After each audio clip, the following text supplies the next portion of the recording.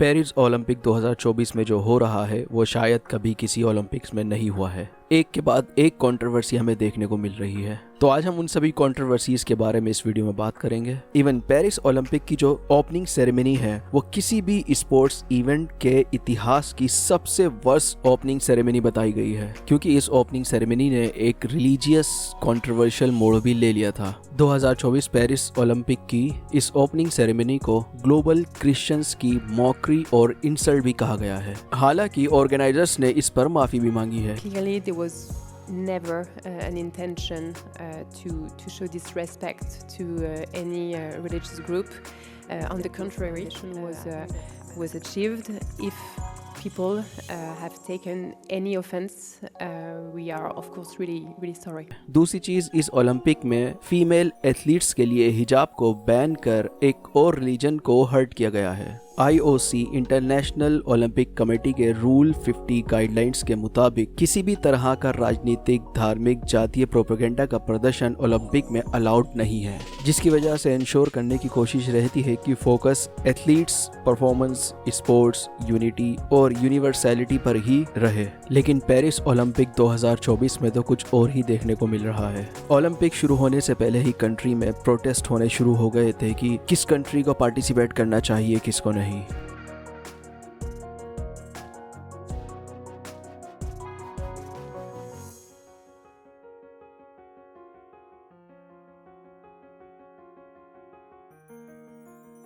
लेकिन French government अपने plan के मुताबिक ही चली। पेरिस, जिसे सिटी ऑफ लव भी कहा जाता है, इसे एक परफेक्ट प्लेस टू विजिट दिखाने के लिए फ्रेंच गवर्नमेंट ने माइग्रेंट्स, पुअर और होमलेस लोगों को पेरिस से बाहर भेजना शुरू कर दिया था और पेरिस से बाहर इन लोगों को टेम्परेरी हाउसेस भी प्रोवाइड कराए गए थे। ऐसा ही कुछ G20 समिट के दौरान हमें इंडिया में दिखाई दिया था। इंडियन गवर्नमेंट ने पॉवर्टी और स्लम्स को कहीं पर्दे के पीछे तो कहीं दीवार के पीछे छुपा दिया था, जिसकी वजह से वहां रहने वाले लोगों को काफी समस्याओं का सामना करना पड़ा था। फ्रेंच गवर्नमेंट का एम है 2024 पेरिस के इस ओलंपिक को सबसे कम खर्च वाला ओलंपिक बनाना। लेकिन इस ओलंपिक में ओलंपियंस को स्ट्रेंज सिचुएशंस का सामना करना पड़ रहा है, जैसे एथलीट्स के रूम्स में AC नहीं है। अब इसका रीज़न कुछ भी दिया जा रहा हो, लेकिन UK, ऑस्ट्रेलिया, डेनमार्क, इटली के एथलीट्स खुद ही ओलंपिक विलेज में AC इंस्टॉल करा रहे हैं और इस ओलंपिक में एथलीट्स को कार्डबोर्ड यानी गत्ते के बेड्स प्रोवाइड कराए गए हैं, जिन्हें एंटी सेक्स बेड भी बताया जा रहा है। अरे कहना क्या चाहते हो? I'm at the Paris Olympic Games and they once again have these cardboard anti-sex beds. When I tested them last time, लेकिन वही स्लीप डॉक्टर्स का कहना है कि इसके नेगेटिव इम्पैक्ट्स भी हो सकते हैं। इसके अलावा फूड्स को लेकर भी एथलीट्स ने कंसर्न जताया है, फिर वो चाहे रॉ मीट सर्व करना हो या फिर फूड की शॉर्टेज हो। The Olympic Village has been struck by a food shortage, leading to grumbling stomachs and grumpy athletes. According to a report, vital protein like eggs and grilled meats were rationed out at breakfast nearly 2 days before the opening day, leaving many athletes feeling like they were getting Oliver Twist-style portions to start their day. 2024 के इस Paris Olympic में athletes के rooms में चोरी भी हुई है, जिसकी रिपोर्ट पुलिस को भी की गई है। एक ऑस्ट्रेलियन साइक्लिस्ट लोगन मार्टिन की वैन में भी एक रॉबरी की वारदात हुई है, जिसकी वीडियो उन्होंने सोशल मीडिया पर भी शेयर की थी। So van got broken into last night. Luckily my bikes weren't in there, although my bike bags were in there with some things in it. Crazy start to the trip. Kyodo news agency के मुताबिक एक Japanese rugby player ने भी अपने room में चोरी होने की रिपोर्ट की थी, जिसमें उसने पुलिस को बताते हुए दावा किया है कि उसके रूम से वेडिंग रिंग, नेकलेस और 3000 यूरो कैश चोरी हुए हैं। ऐसे ही एक ऑस्ट्रेलियन नेशनल हॉकी टीम के कोच कॉलिन बैच का बैंक कार्ड लॉस्ट हो गया था, जिसके बाद उनके कार्ड से 1500 ऑस्ट्रेलियन डॉलर्स की सस्पिशियस ट्रांजैक्शन को फॉलो करते हुए कॉलिन के बैंक ने उनसे कांटेक्ट किया था। मत छोड़ो सालो, हम कोई मंदिर का घंटा है कि कोई भी आके बजा जाता है। इन्हीं कुछ वजहों से काफी ओलंपियंस ओलंपिक विलेज में न रहकर होटल्स में रह रहे हैं। इस ओलंपिक में सब कुछ अजीब हो रहा है, जैसे साउथ कोरिया को गलती से नॉर्थ कोरिया कहकर इंट्रोड्यूस कर दिया गया। माँ खराब हो जाएगा, मैं माँ अम्मा बहन पे आ जाऊंगा, मैं इनकी अम्मा बहन पे आ जाऊंगा। और एक कनेडियन स्विमर एथलीट को पॉल्यूटेड रिवर में स्विम करने के बाद लाइव टीवी पर वॉमिट करते भी देखा गया। It was at 3:30 this morning this water was tested again. The data showed risky levels of E. coli bacteria again. Wednesday. And it's noted that even organisers admit the water might not be safe enough by then and they could be forced to scrap the swimming leg entirely.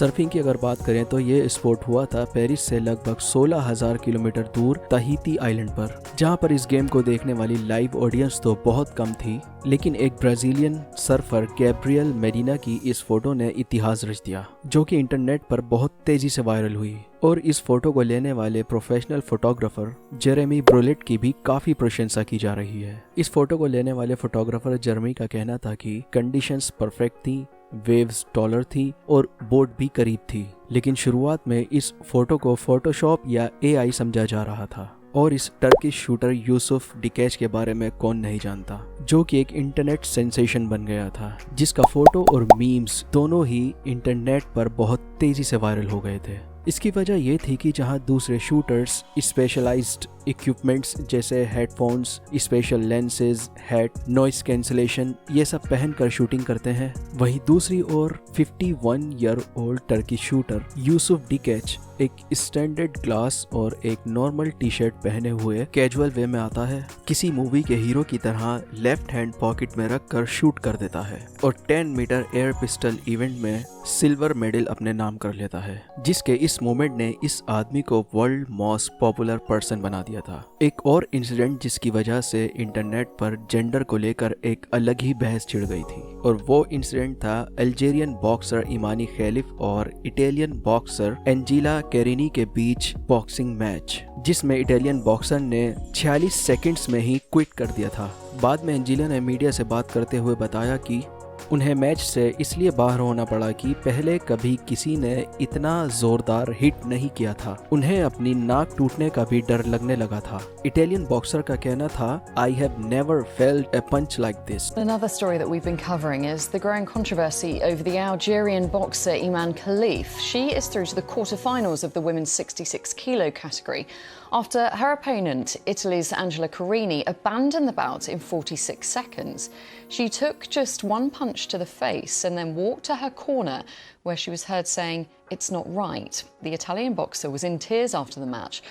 She told reporters it was the hardest punch she'd ever taken and that she had stopped the fight. और ये incident media और social media पर तेजी से viral हो गया और Algerian boxer Imane खलीफ को सोशल मीडिया पर ट्रांसजेंडर और बायोलॉजिकल मेल भी बताया जाने लगा, जिसकी वजह से अल्जीरियन बॉक्सर इमानी खलीफ को इंटरनेट पर हेट स्पीचेस द्वारा टारगेट किया जाने लगा और कुछ नामचीन हस्तियां और सेलिब्रिटीज भी इस कंट्रोवर्सी में कूद पड़े, जैसे J.K. Rollins, Logan Paul, Elon Musk. Donald Trump का तो ये भी कहना था कि अगर वो जीता तो मेन को वुमेन स्पोर्ट्स से आउट ही रखेंगे। वहीं इटालियन पीएम जॉर्जिया मेलोनी ने अल्जीरियन बॉक्सर की इस विक्ट्री को स्लैम करते हुए इस मैच को नॉट इवन अ कॉन्टेस्ट कहा। साथ में ये भी कहा कि वो एथलीट्स जिनके मेल कैरेक्टरिस्टिक्स हैं उनको वुमेन कंपटीशन में एडमिट नहीं होना चाहिए। एक और बात जो इसी के साथ सोशल मीडिया पर वायरल थी वो ये कि IBA इंटरनेशनल बॉक्सिंग एसोसिएशन का कहना था कि इमानी खलीफ और ताइवान की बॉक्सर लिन यून तिंग दोनों ही बॉक्सर्स को 2023 की चैंपियनशिप से डिस्क्वालीफाइड कर दिया गया था फेल्ड जेंडर एलिजिबिलिटी की वजह से। वहीं IOC इंटरनेशनल ओलंपिक कमेटी का कहना है कि पेरिस गेम में बॉक्सर्स ने क्राइटेरियाज को कंप्लीट किया है। IOC ने यह भी पॉइंट आउट किया कि दोनों ही बॉक्सर्स ने ओलंपिक गेम्स में भी पार्टिसिपेट किया था। उसके बाद ये भी कहा कि दोनों ही बॉक्सर्स IBA के बेतुके डिसीजन के विक्टिम्स थे और इस पूरी कंट्रोवर्सी में International Olympic Committee Algerian boxer Imane Khelif के साथ खड़ी नजर आ रही है। IOC स्पोकपर्सन का कहना है कि Algerian boxer Imane Khelif born female, was registered female, live her life as a female, boxed as a female, has a female passport. A new definition of who is a woman and how can somebody being born, raised, competed and having a passport as a woman cannot be considered a woman. According to GLAAD और इंटरएक्ट, इमानी खलीफ ना तो transgender है और ना ही intersex है। इमानी खलीफ को problem है DSD की, DSD यानी डिफरेंस इन सेक्स डेवलपमेंट या डिसऑर्डर ऑफ सेक्स डेवलपमेंट भी कहा जाता है। आसान भाषा में कहा जा सकता है कि जैसे कोई चाइल्ड एज ए फीमेल पैदा होता है लेकिन उसमें टेस्टोस्टेरोन की मात्रा अधिक होती है, इसे एक मेडिकल कंडीशन भी कहा जा सकता है। इसी कंट्रोवर्सी के बीच ईमानी खलीफ के पिता का कहना है कि ऐसी बेटी होना एक गर्व की बात है और ईमानी के पिता ने उनके बर्थडे और सेक्स के ऑफिशियल डॉक्यूमेंट्स भी दिखाए हैं। उनके पिता का यह भी कहना है कि 6 साल की उम्र से ही ईमानी को स्पोर्ट पसंद है। एक और कंट्रोवर्सी जो पेरिस ओलंपिक 2024 से जुड़ चुकी है वो है डच बीच वॉलीबॉल प्लेयर जो कि चाइल्ड रेपिंग में जेल भी काट चुका है और 2024 के समर ओलंपिक में नीदरलैंड्स को रिप्रेजेंट कर रहा है। अकॉर्डिंग टू ब्रिटिश मीडिया, जिसकी उम्र 29 साल है, वो 4 साल जेल काट कर आया है एक 12 साल की बच्ची के साथ गलत काम करने की वजह से। वो 2017 में ही ये प्रिजन से छूटा है और अब समर ओलंपिक में नीदरलैंड्स को रिप्रेजेंट कर रहा है। एक और कंट्रोवर्सी इजराइल और पैलेस्टाइन के बीच जो कि इस ओलंपिक में जुड़ी है। द टाइम्स ऑफ इजराइल की एक रिपोर्ट के मुताबिक पैलेस्टीनियन ओलंपियंस ने शर्ट्स पहनी हुई थी ओपनिंग सेरेमनी के दौरान जिस पर चिल्ड्रन पर बॉम्बिंग दर्शाई गई थी और पॉलिटिकल मैसेज होने के बाद भी शर्ट को IOC द्वारा क्लियर कर दिया गया था। वहीं इजरायली एथलीट्स ने हॉस्टेजेस के लिए येलो रिबन पहनने पर भी रोक लगा दी गई थी। तो यह थी पेरिस समर ओलंपिक्स 2024 से जुड़ी कुछ कंट्रोवर्सीज। वैसे अभी ओलंपिक खत्म नहीं हुआ है और आगे देखते हैं और क्या कंट्रोवर्सीज ओलंपिक से जुड़ती है। तो आज की वीडियो को इतना ही रखते हैं, मिलते हैं नेक्स्ट वीडियो में ऐसे ही किसी इंटरेस्टिंग टॉपिक के साथ।